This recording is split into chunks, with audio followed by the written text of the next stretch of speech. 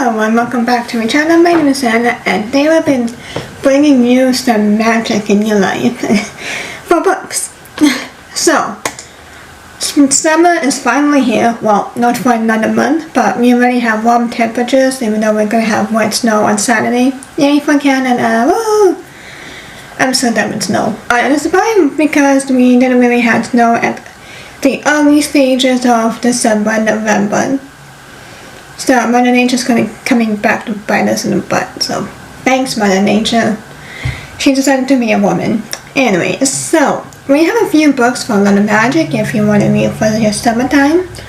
So yeah, let's just get going. My first one is a mini pastry shop called Hoa Wodong by Lee Onhwa. 27-year-old Yun Hoa has inherited a neighborhood bakery from her grandmother. Curiously, her grandmother's will spells out two conditions. Yun Hoa must keep the shop going for at least another month and only open it to customers from 10 p.m. until midnight. Yun Hoa is hesitant at first. Her grandmother was always listening, raising Yun Hoa after her parents died in a car accident.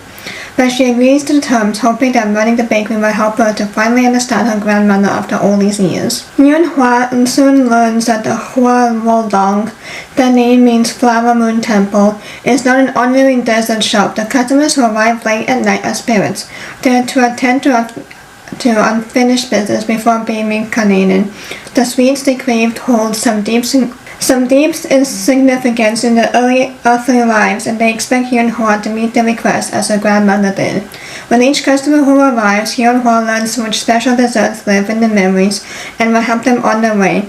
Aided by the shop's resistant black cat, Yun Hua learns how to find closure for her customers and begins to unravel her own family secrets as well.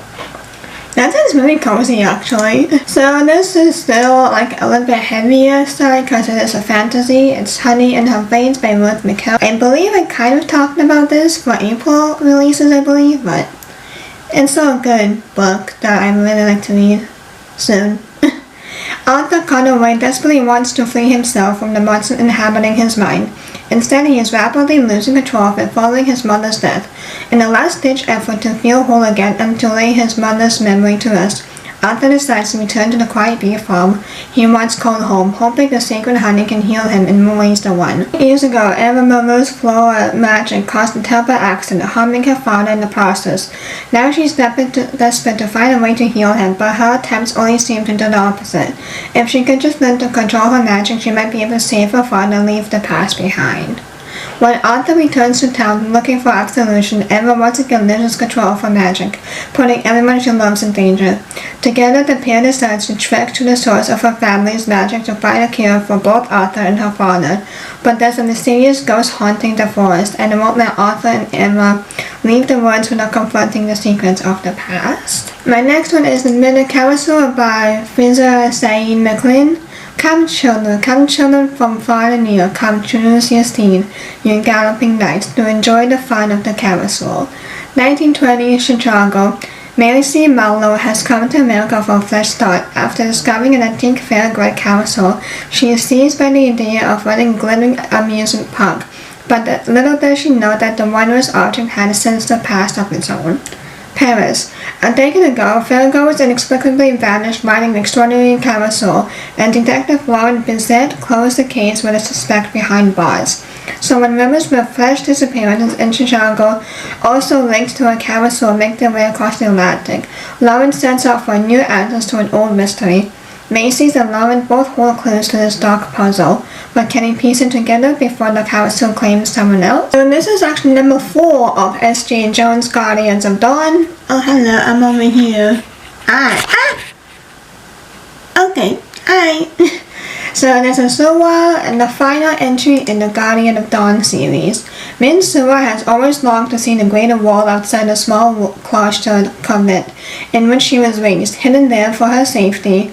When she was a small child, Suwa has learned to keep her unusual illusion magic to herself, but when the Bangton brothers come to town to perform, she can't resist the chance to go to see them for herself. But the world outside her convent is dangerous. The morning realms have fallen to civil war. and huntsmen plow the land in search of magicians and the fabled guardians of dawn, legendary elemental warriors with incredible powers. When Soa's illusion magic blinks afoul of one of the huntsmen, she must flee for her life. Meanwhile, the Guardians of Dawn and their allies are fighting a war on two fronts against the Northern Insurrection, seeking to claim the Sunburst throne and destroy all magicians, and against the rising threat of the Mother of 10,000 Demons. Zara, Amy, and Yuli must travel to Azure Isles to seek the Guardian of Water and save the Morning Realms from annihilation, restoring balance to order and chaos once and for all. Ooh. And this is coming out on August 18th, but I thought I'd include it anyways. Yeah, I'm kind of sad about Yuli. It did feel flat in some of the plots. I think the author really was trying to do too much at once, but it didn't really execute it well.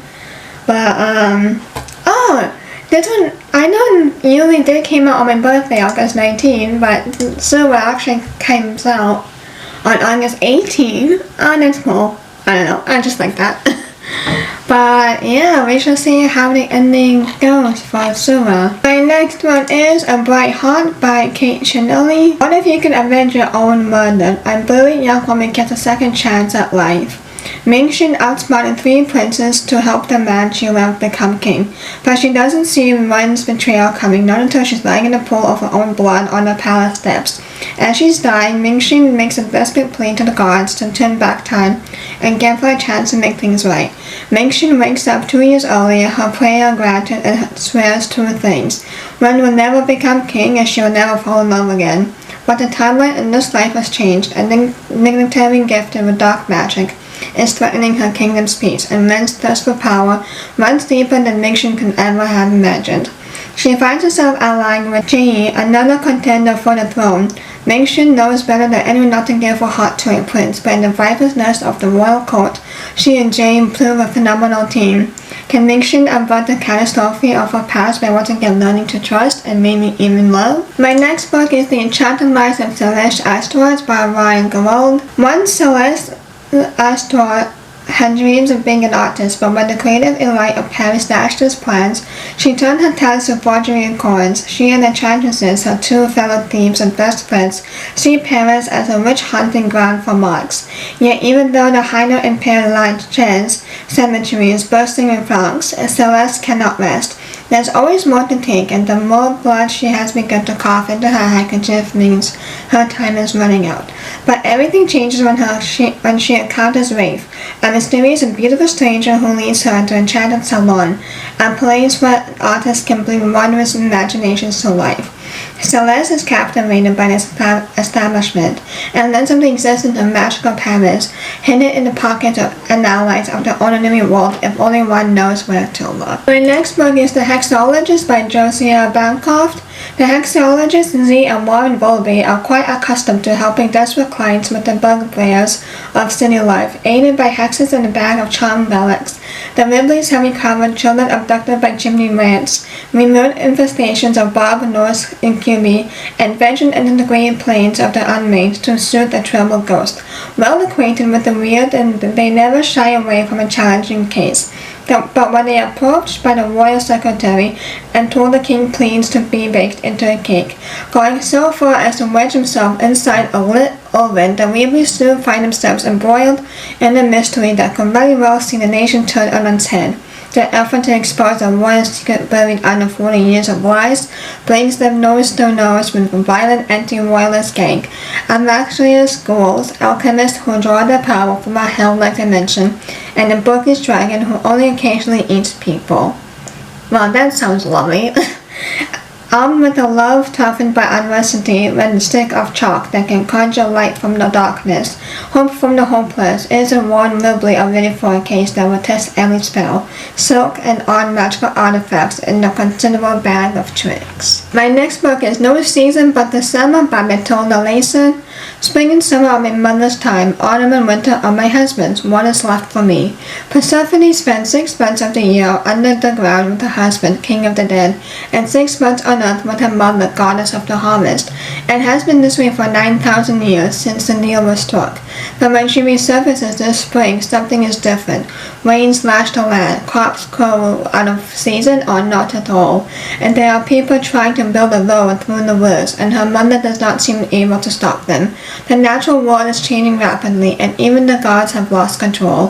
While Dimitri tries to regain her powers and fend off her daughter's husband, who wants to drag his queen back on the ground for good, Persephone finally gets a taste of freedom, joining a group of sisters. Used to blinking up at the wall from below as she looks down on the earth for the very first time from the treetops with activist snow, Persephone realizes that there are choices she can make for herself.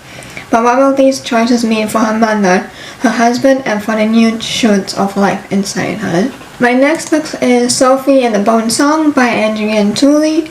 Music runs in Sophie's blood. Her father's is in music. One of the only 5 musicians in the country licensed to compose or perform original songs. In the kingdom of Ailey, where winter is endless and magic accessible to all, there are strict anti-magic laws ensuring music remains the last untouched art. Sophie has spent her entire life training to inherit her father's title, but on the day of the audition, she is presented with unexpected competition in the form of Laura, a girl who has never before played the flute. Yet somehow, to Sophie's horror, Laura puts in a performance that truly enchants the judges, almost like magic. The same day, Laura wins the title of music, Sophie's father's dies, and the grieving Sophie sets out to prove Laura is using illegal magic in her performances. But the more time she spends with Laura, the more Sophie begins to doubt everything she knows about her family, her music, and the girl she thought was her enemy. As Sophie works to reclaim her rightful place as a music, she is forced to face the dark secrets of her past and the magic she was trained to avoid, all while trying not to fall for the girl who stole her future. My next one is The Enchanted Hacienda by Jessie Cervantes and Jennifer Cervantes. When Harlow Estrada is abruptly fired from a dream job and her boyfriend proves to be a jerk, her world turns upside down. She flees New York City to the one place she can always call home, the enchanted Hacienda Estrada. The Estrada family farm in Mexico houses an abundance of charmed flowers cultivated by Harlow's mother, sisters, aunt, and cousins. By harnessing the magic in these flowers, they can heal hearts, erase memories, interpret dreams, but not Harlow. So when her mother and aunt give her a special task involving the family's magic, she panics. How can she rise to the occasion when she is magicless? But maybe it's not magic she's missing, but belief in herself. When she finally embraces her unique gifts and opens her heart to a handsome stranger, she discovers she is far more powerful than she ever imagined. My next book is 7 Crowns by Evie Everest. An unacclaimed crowd sings daily rivals a world she never knew existed.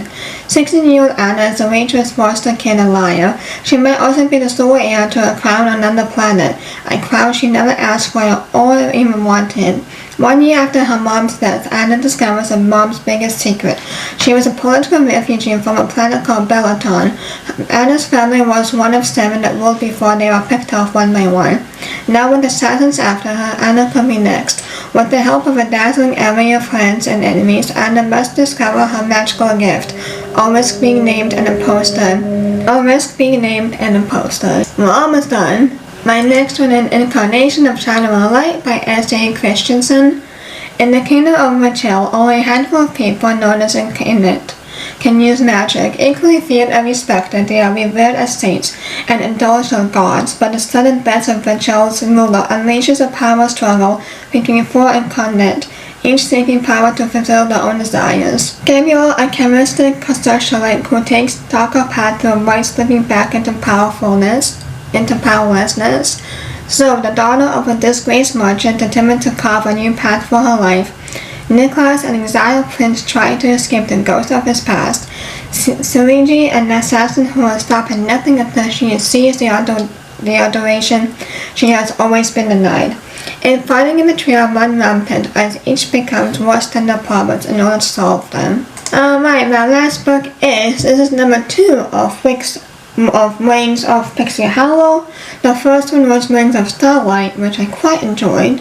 And this is from Anna Boy. When first Fairy Periwinkle travels too close to the forbidden border where spring meets the winter woods, she unknowingly discovers a thread of lost magic, and for the first time, she begins to dream. While Periwinkle's dreams start sweet, they slowly morph into more disastrous vision of the pixie dust tree, the life source for all of Pixie Hollow, destroyed. Soon Periwinkle is confronted by a Sparrow Man who knows what one, that Perry has been dreaming, and two, Who knows who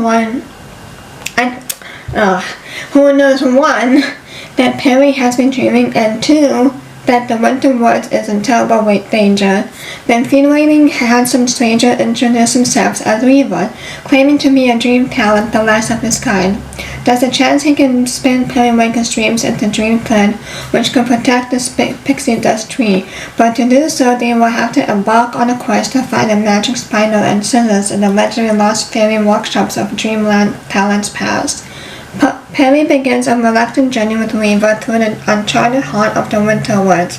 But dreaming is dangerous, and as Perry's dreams begin to unravel, she will start to question everything she thought she knew. For in winter, even beautiful things can hurt you, and Weaver is no exception. Alright, so that's the last book to close of this cold topic, if you will.